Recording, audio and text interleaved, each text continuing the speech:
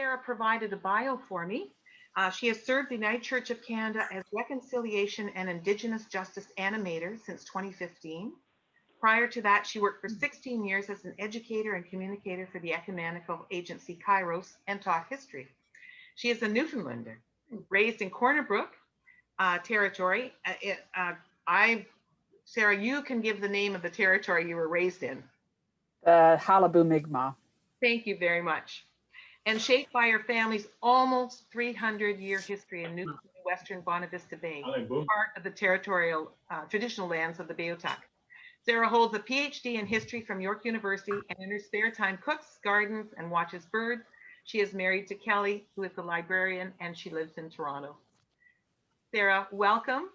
Thank you very much for helping us today to learn a little bit more and review what we have done and what we should be doing on Indigenous people. Thanks, Mara. It's really nice to be here. I have to say, I was watching the screen and I thought, where is my boss? I don't see him. And then he showed up, so I was feeling much relieved about that. So yeah, so I came to the United Church as an employee from KAIROS, but I have been a United Church member since I was a child. I credit working as a counselor in the United Church camp, West Haven United Church camp, as sort of giving me my calling to do this work. I think United Church camps are a great thing, and I'd like to boost them whenever I can. So what I want to talk to you about today is our path as a national church with Indigenous peoples. So it'll be some history, some of which I'm guessing you don't know, and it'll take us up to the present day. And excuse my sniffles. It's genuinely winter sniffles, I can tell you that. So I will start my PowerPoint.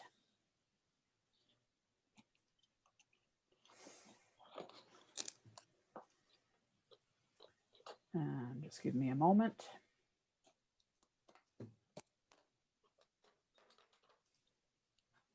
So is that nice and clear? Can someone just tell me if that's good?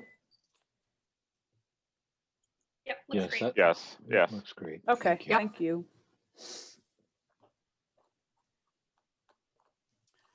So as I said, thanks for having me to talk to you. This is the story of and I'm consciously saying it's the story, not the history, because it's ongoing.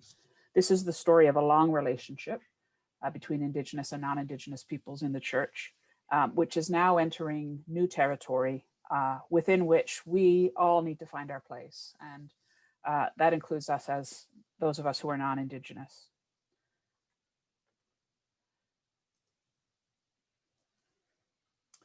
I'm going to talk a little bit about the Indian residential school system.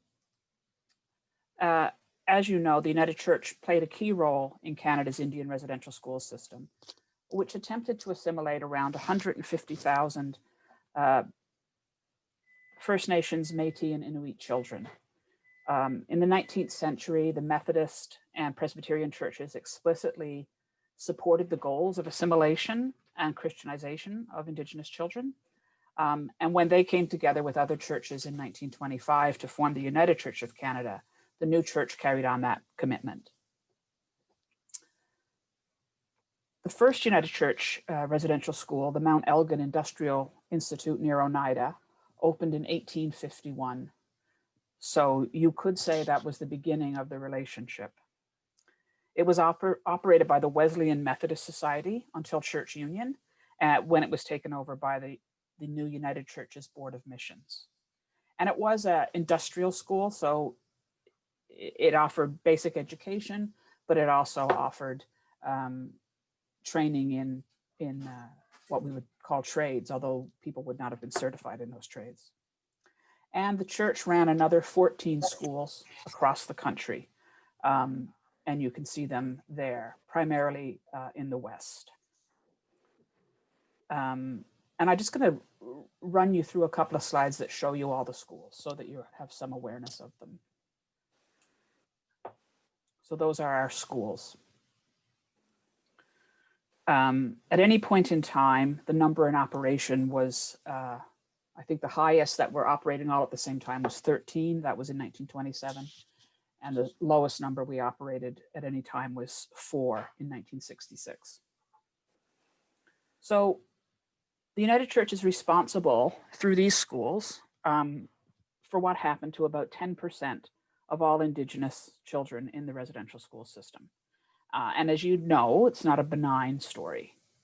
As the name implies, children were removed from their communities, many of them hundreds of miles away. Many did not return home for years. Many did not return home at all. Survivors have recounted their stories of cultural, physical, psychological, and sexual abuse. They lost their language, their connection to family and land. And as I said earlier, or as I hinted, many, almost 4,000 in total, died. The schools didn't operate in isolation. They didn't just pop up. They came from a system of colonialism and racism that predated them by hundreds of years, and that continues today, 24 years after the last residential schools closed. The church was and is still very much a part of that system of colonization and racism. Now, the church also established communities of faith where it ran schools. And I'm just going to run you through some of those. There are, many of them still remain. There are currently 62 Indigenous communities of faith and ministries in the United Church. And people are often surprised when I share that number. I'm just going to flip through and you can see them province by province, not region by region. And there's a reason for that that we'll get to a little later.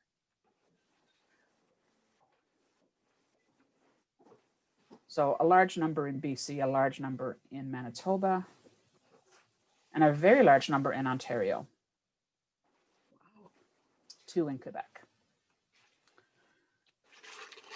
These communities of faith, Indigenous communities of faith, have a really, really rich history and a very active history in terms of shaping the United Church. And I'm going to present a few highlights. In the 1970s, Morley United Church, which was led by the Reverend Dr. Chief John Snow, who's in the photo on the left, ran a conference called the Indian Ecumenical Conference, and it brought together Indigenous peoples and some non-Indigenous peoples from across North America to explore Indigenous spiritualities, Indigenous expressions of Christianity. It took place every summer between 1971 and 1985, and it really helped to shape Indigenous Christian spirituality in Canada at that time. It also led the United Church to designating June 21st as National Indigenous Day of Prayer. The photo on the left was taken 2 summers ago near Morley, which is near Kananaskis. And it shows Dr. Snow's son, Tony, who's a student minister studying at Sandy Soto Center. It shows him sharing some teachings that used to be shared at the Ecumenical Conference. They're trying to sort of reform that now. So this is happening, this kind of resurgence in Indigenous expressions of Christianity and spirituality. And at the same time, the United Church as a whole is engaged in a path of political solidarity with Indigenous peoples around things like land and treaty rights, particularly around pipeline issues, the Mackenzie Valley Pipeline, through Project North, which later became the Aboriginal Rights Coalition and then became a part of KAIROS. And so I think you sort of see a couple of things happening in the United Church as a whole. It's shedding a light on external, what I would call external issues. Maybe it began to make them think about their role in the denial of Indigenous rights, and then maybe seeing what was emerging from the Ecumenical Conference and other gatherings that were happening, maybe began to see a part of the church's role in suppressing Indigenous spirituality. So these things are all happening in tandem with each other. In 1977, the church decided at General Council that it needed to review its work with Indigenous people. A year later, Saskatchewan Conference entered into a year of repentance. So you see the church beginning to respond. And you also see the Indigenous church continuing to organize. In 1980, the first in a series of what were called the the National Aboriginal Consultations were held.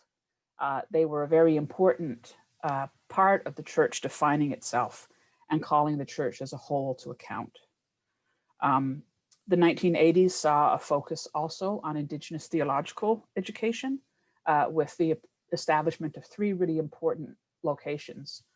BC Native Ministries Consortium at the Vancouver School of Theology, the Dr. Jesse Soto, and the Francis Sandy Centers for Indigenous Theological Education. They have since been merged into one called the Sandy Soto Center.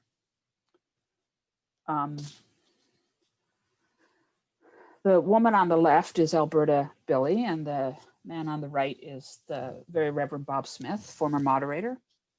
And this photograph was taken in 2016, the 30th anniversary of the 1986 apology to Indigenous peoples. Here's how that happened. In the 1980s, a division of Native Ministries was also created within the church. And in its report to General Council Executive in November of 1985, ALBERTA Billy, who's from Cape Mudge on Quadra Island in BC, stood up and said that the United Church of Canada owed Indigenous peoples an apology for its role in colonization and destruction of language and culture. I did an interview with ALBERTA and Bob at the time of the 30th anniversary, and it was really amazing to watch them talk to each other about how that happened and the reaction. I'll send you the link to that. It's a long interview, but I'll send you the link to that. The apology came at General Council in Sudbury the next summer, so the summer of 1986. But it wasn't a foregone conclusion that it would happen. It was debated, it was discussed, was argued, and to this day, it's not a complete process. Further developments in the church resulted in the creation of the All Native Conference Circle Conference, in 1988. And at General Council in 1988, ANCC acknowledged the apology, but didn't accept it, pointing out that there was still an awful lot of work to be done to mend such a broken relationship. And if you think about this relationship emerging from a system of residential schools, you can see how broken it is.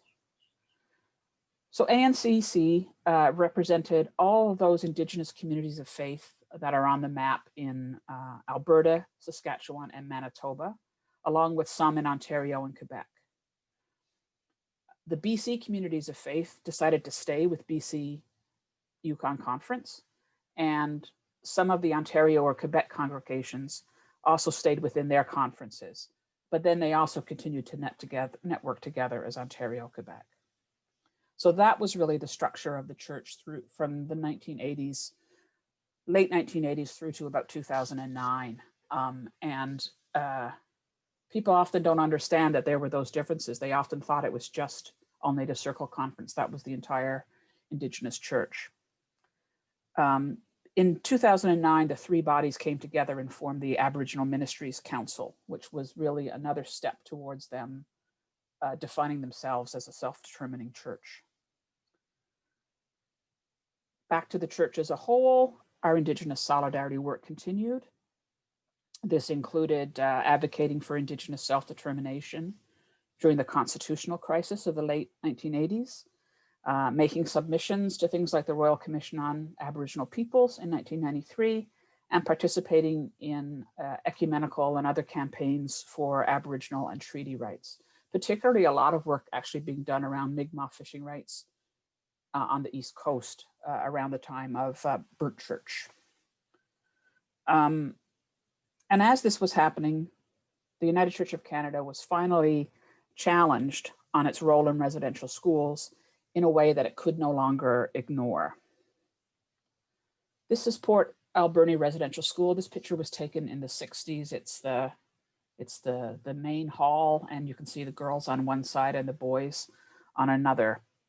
ALBERNI Residential School was in Port ALBERNI on Vancouver Island. And in 1997, former students launched a lawsuit against the church and the government of Canada for compensation and damages relating to abuses they suffered at the hands of a dormitory supervisor. The local church, St. Andrew's, issued an apology to the students. And at the 36th General Council, a statement of repentance was issued. But there was a lot of concern about the church as a whole issuing an apology. Most of the former students settled out of court, but the case, which is known as Blackwater, went forward. And in June of 1988, both the church and the government were found liable. There was a lot of back and forth. The United Church appealed those decisions. There were several rounds in the court. And by 2003, it was finally settled that the government was 75% responsible and the church 25% responsible. So how, once that is underway and settled, how did the United Church respond? The General Council created a residential school steering committee. And this is really important. It was made up of residential school survivors. And it was those survivors and intergenerational survivors who advised the church on how to respond to the litigation. Not just what their legal response should be, but also what their wider, more comprehensive response of the whole church should be. A formal apology was issued to residential school survivors, their families and communities in October of 1998. And by 2003, the church had adopted a set of 6 principles developed by the Residential School Steering Committee to guide what it called right relations work. And those principles are that our reconciliation or right relations work should be rooted in an analysis of anti-racism and decolonization, not just an analysis, but a framework of that. That we needed a holistic understanding of abuse. This wasn't just physical or sexual abuse. It was deep psychological abuse, deep cultural abuse, that this all needed to be seen. That any solutions needed the full participation of Indigenous peoples. The concept of, as our members of our Indigenous Council now say, nothing about us without us. Whole community involvement. It's not just the survivors who need healing, who need reconciliation. It's the entire communities that they were pulled from and in some cases couldn't integrate back into. Healing and education. Indigenous peoples who were harmed needed healing. Non-Indigenous peoples who were part of the context for this needed education about their role in it and how to move forward.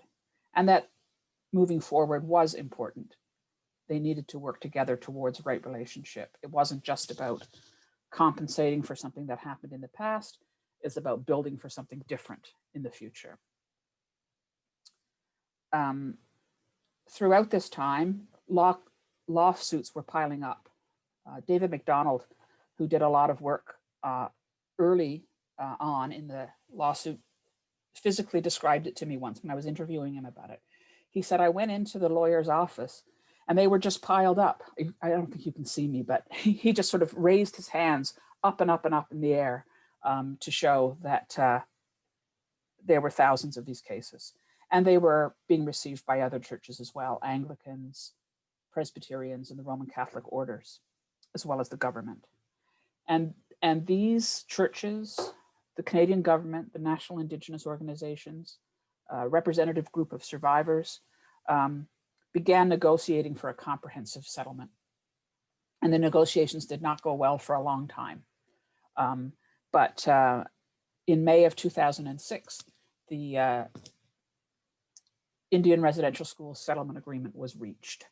And that came into effect the following September. And the settlement agreement had five main points. One was that anyone who attended a residential school received a common experience payment for loss of culture and language. There was to be a Truth and Reconciliation Commission where everybody could tell their story. There were funds set aside for commemoration so that schools could be demarcated, or school sites could be demarcated, or communities could have monuments to children who were sent to the schools.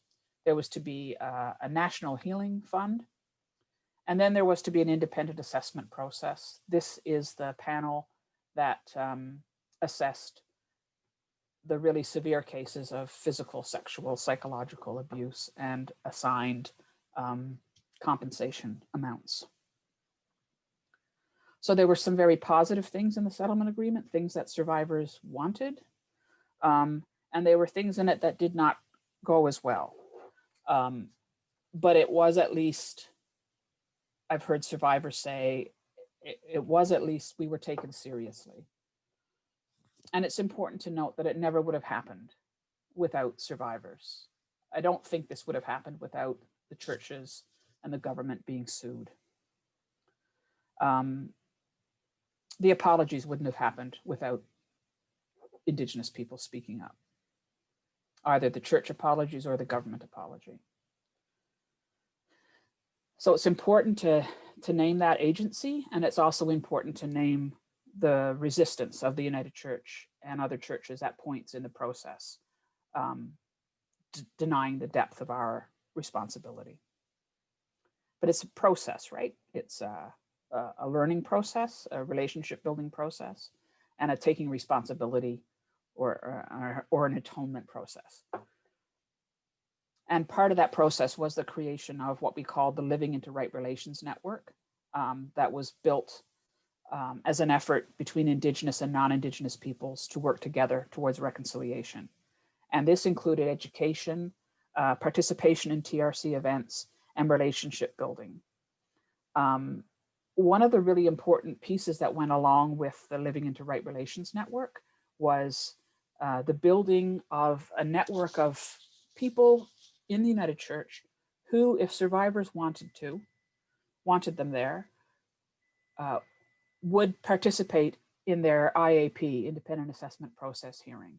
And so they would hear what the church did or what the church was responsible for in relationship to that person, and sat there as a witness if the survivor wanted it. And there were hundreds of people who did that across the country.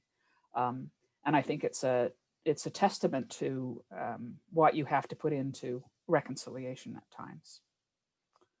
A number of other things happened during the time of the Truth and Reconciliation Commission that are really important. They might appear symbolic, but they actually have something important to say about our relationship. As you know, in 2012, we got a new CREST. This was begun in 2009 at General Council.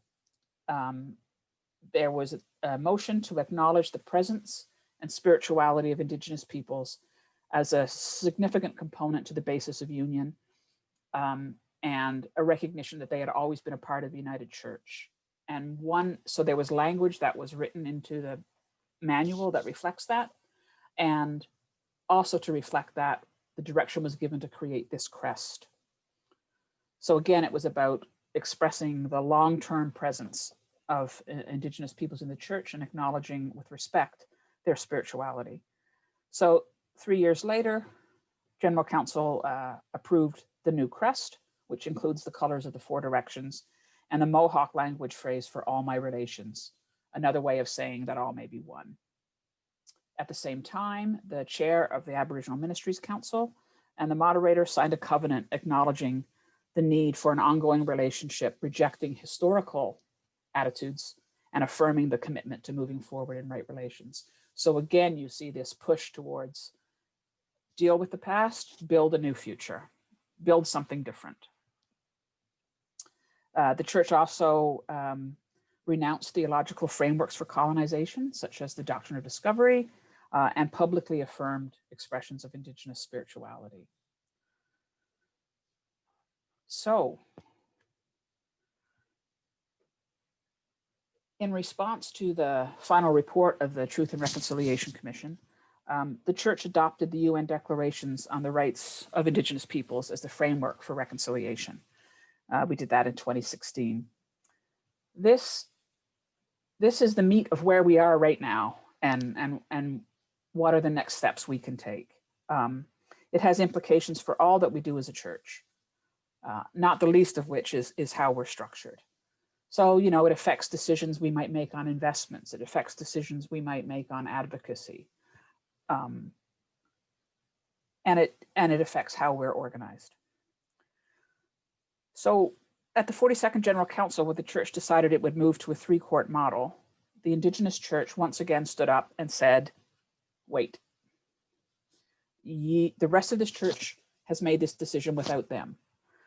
They were not ready to move into a new structure, whatever new structure the remit process would bring forward. They needed to figure out their own future, rooted in their own history, their own spirituality, stories, and ways of doing things. And so that the church moved ahead with its remit process, but that time was set aside for the Aboriginal Ministries Council to do the work of defining itself. It created a group from across the Indigenous church with some non-Indigenous accompaniers, I think was the word that was used. It was called the Caretakers of Our Indigenous Circle, and it created a vision of what a self-determining Indigenous church would look like. The result of the deliberations was a document, or is a document, called the Calls to the Church, and it's very much rooted in these principles here that you see on the screen from the UN Declaration: the right to self-determination, the right to participate in decision-making, the right to lands and resources, the right to free, prior, and informed consent, to spiritual identity, and to be free from discrimination. These are fundamental principles in the Calls to the Church, but so is the principle and the primacy of Indigenous knowledge.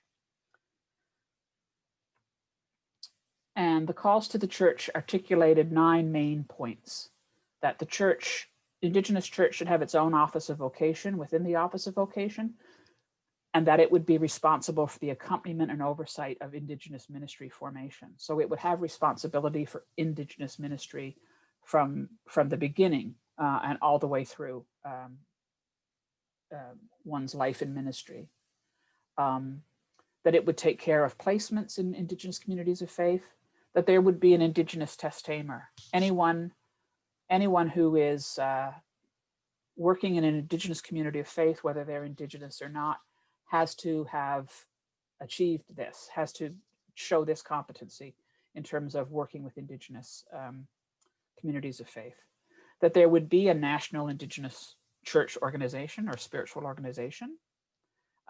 Sorry, that it says belonging. It's actually dual, well, it's belonging, that it would, people would have their, churches would have their affinity to the National Indigenous Spiritual Organization, whatever it becomes, but they could also choose, for example, to belong in a regional structure. And a good example of that is Pacific Mountain region. The former BC Ministries, Native Ministries group almost immediately decided that it would, in addition to being part of the National Indigenous Organization, it would be in relationship with Pacific Mountain region. And so that's called dual belonging, has the right to be in both places. And we can talk a bit more about that and the National Indigenous Organization as we go along, or in the question and answer. It also made a point to the church about leadership and consensus building, that Indigenous church might make decisions on things in a different way than we are used to in the wider church, and they're going to need the time and the space to do that.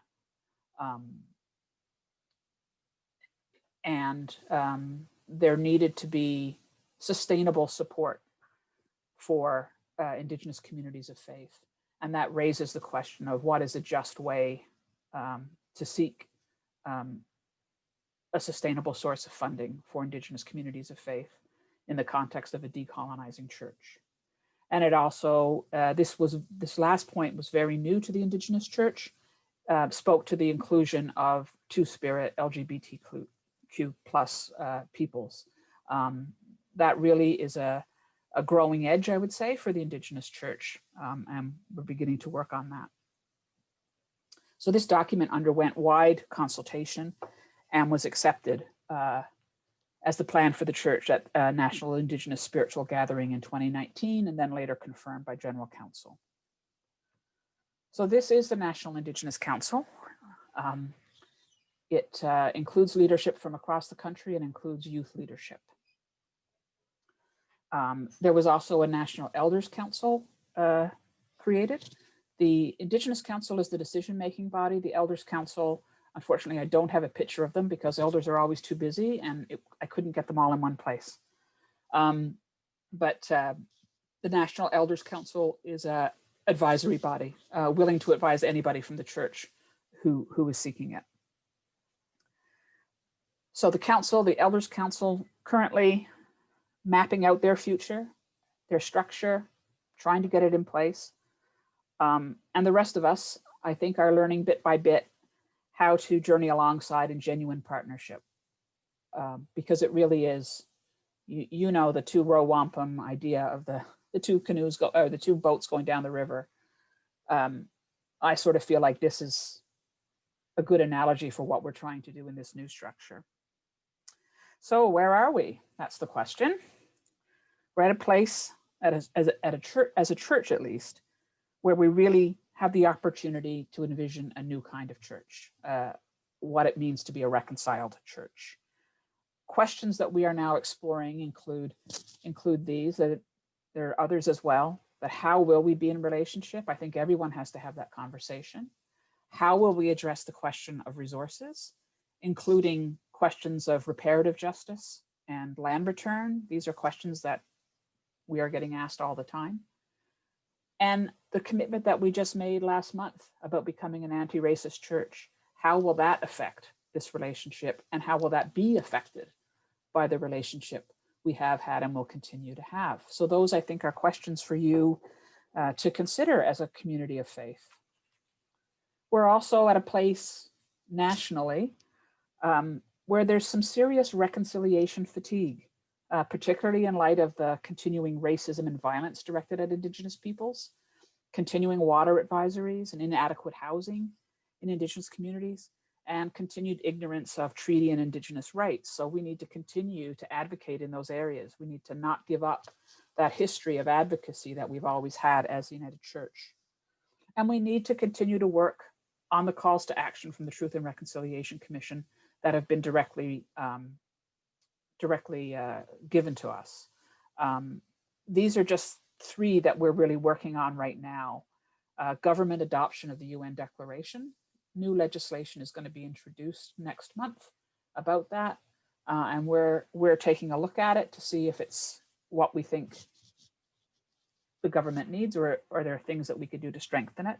So you probably will see some calls to action from the church around that, or to advocacy. The Covenant of Reconciliation, that's a cornerstone of the TRC calls to action. It calls on all the parties of the settlement agreement, including the government, to implement UNDRIP, reject doctrine of discovery and other colonial models of sovereignty, and enter into a nation-to-nation relationship. So we're actively working on that right now. And we will begin working soon. We have a meeting about it next week around continuing the work that we had done, but there's much more that needs to be done around identifying missing children and grave sites. Those are things that we have responsibility for because we have the information. So that's really, I hope I've given you the story. I hope I've given you a sense of what the action opportunities might be, what the opportunities for reflection might be, and we can have a chat.